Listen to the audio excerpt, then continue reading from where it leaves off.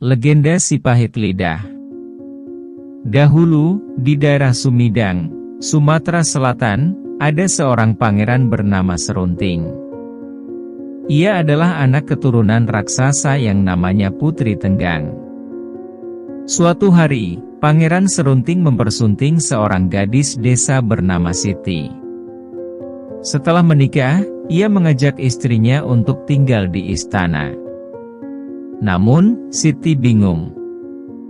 Di satu sisi, ia tidak ingin berpisah dengan adik laki-lakinya yang bernama Arya Tebing, tapi di sisi lain ia harus patuh pada suaminya. Dinda tidak tahu harus berbuat apa lagi, Kanda.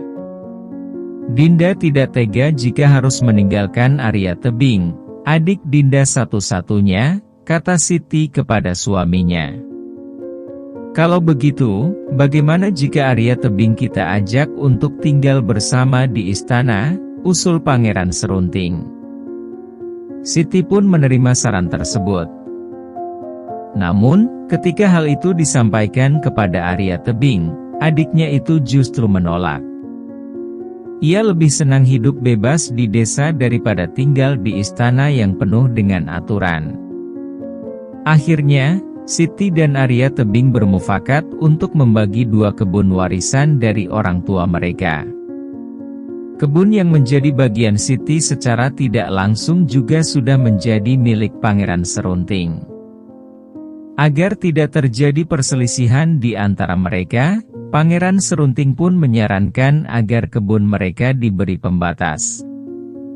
Lebih baik di tengah-tengah ladang itu diberi pembatas agar kelak tidak terjadi perselisihan di antara kita, ujar Pangeran Serunting. Saran yang bagus, Kanda, kata Arya Tebing. Keesokan harinya, Arya Tebing bersama Serunting berangkat ke kebun itu dengan membawa sebatang kayu pembatas. Setiba di sana, kayu pembatas itu mereka tanam dalam-dalam di tengah ladang. Beberapa hari kemudian, pada kayu pembatas itu tumbuh tanaman cendawan atau jamur.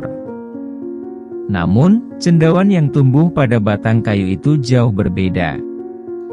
Cendawan yang mengarah ke kebun Serunting hanya cendawan biasa, sedangkan cendawan yang mengarah ke kebun Arya Tebing berupa cendawan emas. Arya Tebing pun menjual cendawan emas tersebut dan ia menjadi kaya raya. Rupanya, Serunting iri hati melihat nasib baik dialami oleh adik iparnya itu. Suatu hari, Serunting mendatangi Arya Tebing yang sedang memetik jamur emas di ladangnya. Ia sudah tidak kuat menahan perasaan iri yang menyelimuti hatinya. "Hai, Arya Tebing. Apa yang kau lakukan terhadap tanaman cendawanku?" tanya Pangeran Serunting. "Apa maksud, Kanda?" "Aku tidak melakukan apa-apa terhadap cendawan Kanda," jawab Arya Tebing dengan heran. "Ah, bohong kamu. Pasti kamu telah berbuat curang kepadaku," tuduh Pangeran Serunting. "Engkau telah membalik kayu pembatas itu sehingga cendawan emas itu mengarah ke ladangmu." Arya Tebing semakin bingung dengan tuduhan yang ditujukan kepadanya. Ia merasa tidak pernah membalik kayu pembatas itu. Cendawan emas itu tumbuh dengan sendirinya. Meskipun ia sudah meminta maaf dan menjelaskan keadaan yang sebenarnya, Pangeran Serunting tidak mau terima. Bahkan, ia menantang Arya Tebing untuk berkelahi. "Hai, Arya Tebing. Kamu tidak usah banyak alasan. Jika kamu berani, lawan aku. Aku menantangmu," tantang Pangeran Serunting. Arya Tebing bingung untuk menjawab tantangan itu. Ia menyadari bahwa dirinya akan mungkin mampu menghadapi kakak iparnya Sakti Mandraguna itu. Tapi, jika ia menolak tantangan itu, Pangeran Serunting pasti akan membunuhnya. "Baiklah, Kanda. Aku akan terima tantangan Kanda. Tapi berilah aku waktu 2 hari untuk berpikir," pinta Arya Tebing. "Baik, kalau itu maumu. Jika perlu, latihlah kemampuanmu sebelum waktu itu tiba, seru Pangeran Serunting dengan nada melecehkan. Sejak itu, Arya Tebing sulit memejamkan matanya. Ia bingung mencari cara agar bisa mengalahkan Pangeran Serunting. Sehari sebelum pertarungan itu dimulai, ia akhirnya menemukan jalan keluarnya. "Aha, aku tahu cara sekarang," gumam Arya Tebing. "Kak Siti pasti tahu kelemahan Pangeran Serunting." Arya Tebing menemui kakaknya secara sembunyi-sembunyi. Ia kemudian meminta kepada kakaknya agar mau memberitahu kelemahan Pangeran Serunting. "Kak Siti, tolong kasih tahu aku mengenai kelemahan Pangeran Serunting," bujuk Arya Tebing. "Kalau tidak, ia pasti akan membunuhku." Siti tidak menjawab. Hatinya sedang bingung. Ia tidak ingin adiknya mati, tapi ia pun tidak mampu mengkhianati suaminya. "Maafkan aku, adikku. Aku tidak bisa mengkhianati suamiku," kata Siti kepada adiknya. "Tolonglah aku, kakak," rengek Arya Tebing. "Jikapun aku mengetahui kelemahan Pangeran Serunting, aku tidak akan membunuhnya, sedangkan ia pasti akan membunuhku. Apakah kakak rela melihat aku tewas di tangan suami kakak sendiri?" Siti kembali terdiam. Ia tersentuh dengan perkataan adiknya. "Baiklah, Dik. Aku akan memberitahukannya, tapi kamu harus berjanji untuk tidak membunuhnya," ujar Siti. "Baik, aku janji. Aku tidak akan membunuhnya," kata Arya Tebing. Akhirnya, Siti pun membocorkan rahasia kelemahan suaminya kepada Arya Tebing. "Rahasia kesaktian suamiku ada pada rumput ilalang yang selalu bergetar walaupun tidak tertiup angin," kata Siti. "Jika kamu menombak rumput ilalang itu, kekuatannya langsung lenyap seketika." "Baik, Kak. Terima kasih atas bantuannya," ucap Arya Tebing. Pada hari yang telah ditentukan, Pangeran Serunting dan Arya Tebing pergi ke sebuah padang ilalang. Setiba di sana, pertarungan pun dimulai. Baru saja pertarungan itu dimulai, Arya Tebing sudah mulai terdesak oleh serangan-serangan kakak iparnya.